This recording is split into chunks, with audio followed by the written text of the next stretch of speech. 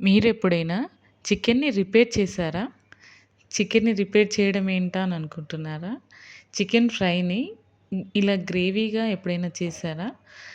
ఈ విధంగా ఉన్న చికెన్ ఫ్రైని ఏ విధంగా గ్రేవీ చేసుకోవాలనేది ఈ వీడియోలో చెప్తాను. స్టవ్ ఆన్ చేసి ఒక కడాయి పెట్టుకొని అందులో ఆయిల్ వేసుకోవాలి. సరిపడా ఆయిల్ వేసుకున్న తర్వాత ఇందులో సాజీరా, జీలకర్ర వేసి తర్వాత ఆనియన్స్ వేయాలి.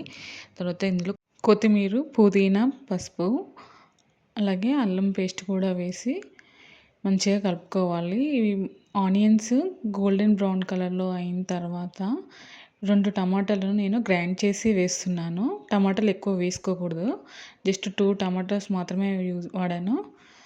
తర్వాత ఉప్పును, కారం వేయాలి. ఇది కొంచెం ఆయిల్‌లో ఫ్రై అవ్వాలి.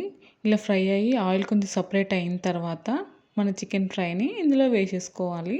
ఒకసారి మళ్ళీ అంతా మిక్స్ చేసుకొని ఒక 5 మినిట్స్ పెట్టుకున్నామంటే పీసెస్ చాలా అందులో కలిసిపోతాయి.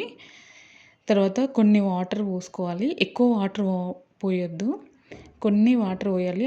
ఎందుకంటే ఆల్రెడీ చికెన్ కుక్ అయి ఉంటుంది కాబట్టి కొంచెం సేపే మనం కుక్ చేసుకోవాలి. తర్వాత గరం మసాలా వేసుకొని లాస్ట్‌లో కొత్తిమీర వేసుకుంటే చికెన్ ఫ్రై కాస్త గ్రేవీ అయిపోతుంది. మీరు కూడా ఇంట్లో ఇలా ట్రై చేసి చూడండి. చాలా బావుంటుంది టేస్ట్ కూడా.